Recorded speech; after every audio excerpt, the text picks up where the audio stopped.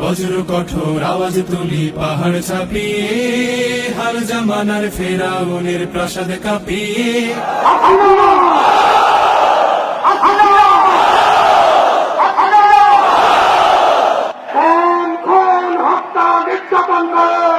আওয়ামী লীগ বাংলাদেশকে একটি ব্যর্থ রাষ্ট্রে পরিণত করেছে। এদেশের সমৃদ্ধ অর্থনৈতিক কাঠামোকে ভেঙে ফেলেছে ব্যর্থ আওয়ামী লীগ সরকার। এই শান্ত শীতল ভূভাগে যে আগুন ধরালো, ভ্রাতৃপ্রতিম সমাজ ধারায় হিংসা ছড়ালো, সেই স্বৈরাচারীর দের কবর রক্তে নাচুক তপ্ত খবর, প্রাণ যদিও যায়। ইসলামী ছাত্র শিবিরের উপর অমাননীয় নির্যাতন চালিয়ে ইসলামী ছাত্র শিবিরকে নিশ্চিহ্ন করার প্রয়াস চালিয়েছে।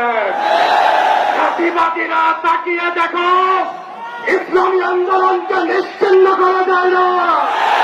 ইসলামী ছাত্র শিবিরকে নিশ্চিহ্ন করার শক্তি তোমাদের নেই।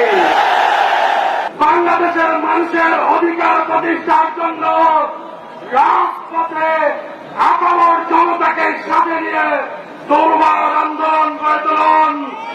জাতিবাদে তক্তে কাউস ভেঙে চুরমার করার পূর্ব পর্যন্ত শিবির শান্ত হবে না ইনশাআল্লাহ। আয় তারুণ্য আয় আয় অগ্নিগিরির লাভার মতো উদ্গিরিত হই, দুঃখ শোকের মাঝেও চির উজ্জীবিত রই। আজকের এই সমাবেশ এই সরকার বেশিরভাগ সরকারের পতনের জন্য। আজকের এই সমাবেশ 2006 সালের 28শে অক্টোবরের ঐতিহাসিক প্রতিশোধ গ্রহণ করার সমাবেশ। জনগণ জানাতে এসেছে শহীদের রক্ত বৃথা যেতে পারে না। জনগণ জানাতে এসেছে সশস্ত্রের রক্ত বৃথা যেতে পারে না। মুক্ত স্বাধীন দু হাতে যে শেকল পরালো, স্বপ্ন সজীব চোখের কোণে অশ্রু ঝরালো, সেই অত্যাচারীর বুকের চাতাল ভেঙে দেনে হিংস্র মাতা তৃপ্ত চরণ ঘাই।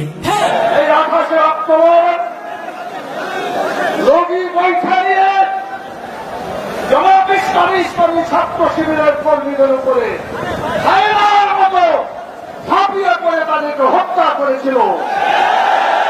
সাপের মতন পিটিয়ে সাপকে যেমন পিটিয়ে হত্যা করে আমাদের ভাইদেরকে তারা হত্যা করেছিল। আমরা প্রতিশোধ নিতে চাই।